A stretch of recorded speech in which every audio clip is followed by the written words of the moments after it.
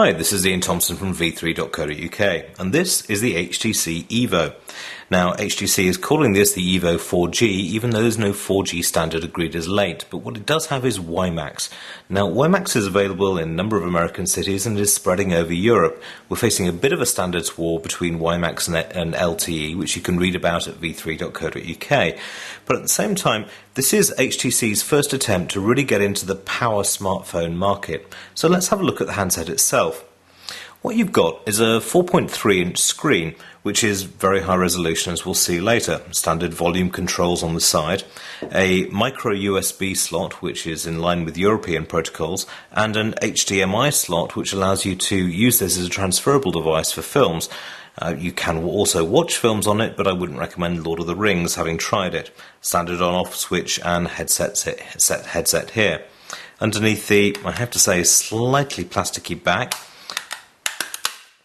you have a standard battery, an 8-megapixel camera, dual flash, and a stand so that the phone can be used as an entertainment console. You've also got Wi-Fi built in there as well, and the 3G connectivity chip works very well based on the few days that we've had this running. So let's kick the phone off. As the phone runs Android 2.1. Android 2.2 will be coming along shortly. For a background, I've got the GPS area of where we are now, and a simple scroll down will unlock the phone. Now, this is industry standard settings. We haven't changed a thing. So you've got standard clock and in-screen interface. Now you've got multi-home screen, so slide across, you've got controls for 4G, Wi-Fi, Bluetooth and GPS. These are very useful if you're looking to conserve battery life, which you need to be with any smartphone. Turning all these off is a very good idea if you're looking to conserve the battery life. The 3G signal will always carry on cycling through, and that does kick in, as we'll see later. Scrolling us further, you've got calendar functions and then a standard Google search screen, and then on the right hand side scrolls you've got the inbuilt software, in this case from Sprint, so you've got music apps, navigation, some NASCAR stuff that they've got built in there as an advertising thing, I suppose, and it's very difficult to get rid of, it has to be said. Standard bookmarks and friend streams, so that you've got a standard index in there with Facebook. The phone has Facebook integration built in, so that you can work around that. In terms of operation, it's fairly easy. Android is a very customizable interface, which is one of the main areas in which this phone scores over Apple, in that you can actually do an awful lot more within the operating system because it is open. So I've downloaded some basic apps here. It's simple scroll through with your finger. Certain things are built in as standard. So, for example, let's go through to a standard screen. But if we're scrolling through for the actual apps, then, okay, here's an interesting one. Let's go through to Yelp. Now, Yelp, for example, is very useful for if you're out on the town, either in Europe, US, particularly in the UK and Germany. If you want to search for, say, bars, you can zip through. It'll give you a full listing of what's available. Now, the actual touchscreen interface itself is fairly flexible.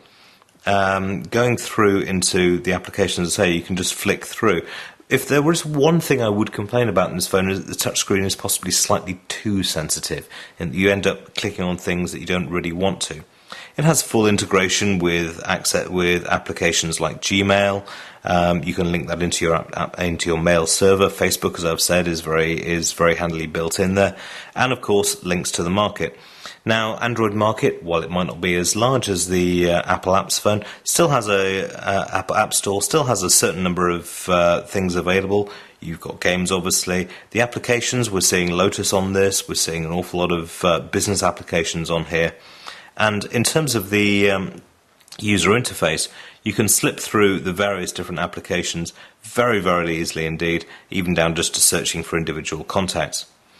Now, in terms of the phone itself, we've been using it for the last couple of days, and it's not too heavy to be an awkward phone to carry, but you wouldn't want to have to deal with it, just slip it in your back pocket. It can go in there, but you do worry about the screen. 4.3 inches is an awful lot, and you really have to work with that.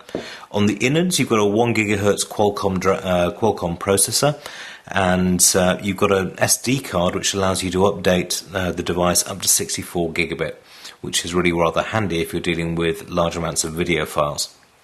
On the whole, is this a serious competitor to the iPhone 4G? Well, for the kind of markets they're dealing with, no. iPhone 4G is going for people who are dedicated smartphone users who are very wedded into the iPhone system. Android, which powers the device from HTC, gives you an awful lot more flexibility, but for the less technical user, it may not be what you're looking for, which is a rather interesting dichotomy because this is aimed at the consumer market, and the consumer isn't going to be that interested in going out there and dealing with Android as an operating system. I feel the consumer market rather likes the fact that Apple is simply switch on and it works. With this phone, you're going to have to learn how to use it, but with the amount of grunt you've got underneath it, it's well worth the look.